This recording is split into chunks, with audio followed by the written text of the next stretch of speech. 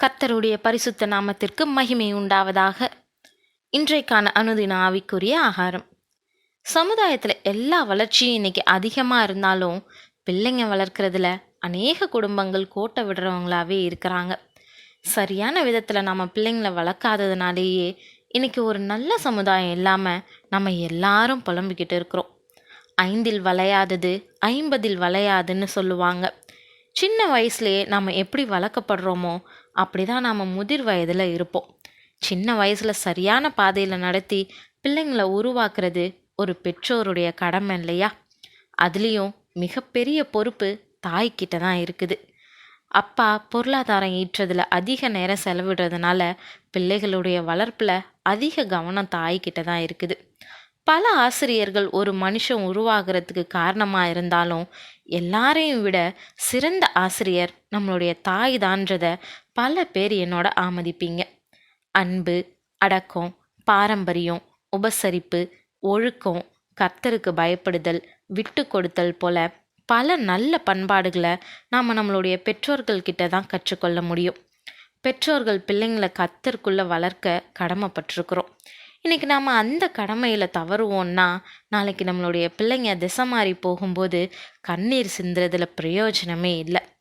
அப்படி தான் நடந்தது ஈசாக்கு ரெபேக்காள் தம்பதியினருக்கு.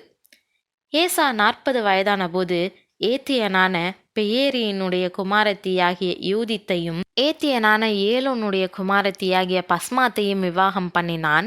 அவர்கள் ஈசாக்குக்கும் ரெபெக்காலுக்கும் மனநோவாயிருந்தார்கள்னு ஆதியாகமம் 26, 34, 35 சொல்லப்பட்டது போல ஏசா 2 பெண்களை தன்னுடைய பெற்றோர் விருப்பத்துக்கு மாறா மணந்து தன்னுடைய தாய் தகப்பனுக்கு மனநோவு கொடுக்க காரணம் என்ன? ரெபெக்கால் தன்னுடைய உறவில் பாசத்தில் பச்சபாதம் காட்டி யாக்கோபை அதிகமாக நேசித்து ஏசாவை வெறுத்து அன்பின் கூடாரமாக இருக்க வேண்டிய குடும்பத்தை 2ஆக்கி கூறு போட்டதுனால இல்லையா? அவனுக்கு தாயின் பாசமும் பரிவும் அறிவுரையும் ஜெபமும் சரிவர கிடைச்சிருந்தா அவன் அவங்கள புண்படுத்தக்கூடிய இந்த செயலை செஞ்சிருக்க மாட்டான்னு நான் நினைக்கிறேன். தன்னுடைய தாய் தன்னை நேசிக்கலன்ற எண்ணம் அவனை தனிமையில் தள்ளியதுனால ஒருவேளை அவன் அந்த ஊர் பெண்கள் பின்னாடி அலைஞ்சு அவங்கள மணக்கும்படி செஞ்சுருக்கலாம். இப்போது மனநோவால் கண்ணீர் வடித்து என்ன பிரயோஜனம்?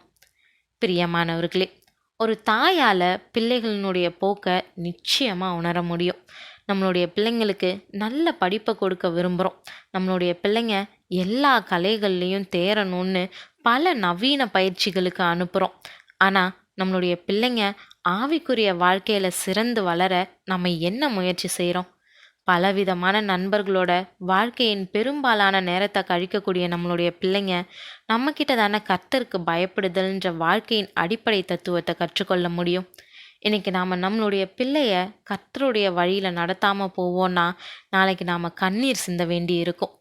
இன்றைக்கி இதை கேட்கக்கூடிய பெற்றோரே பிள்ளைகளே, கொஞ்ச நேரம் எடுத்து சிந்திச்சு இன்னைக்கே கர்த்தர்கிட்ட திரும்பி அவருடைய சமூகத்தில் உங்களுடைய குறைகளை உணர்ந்து மனம் திரும்புங்க.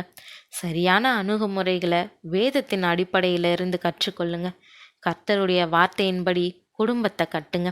கர்த்தர் உங்களையும் உங்கள் குடும்பத்தையும் ஆசீர்வதிப்பாராக. ஆமேன்.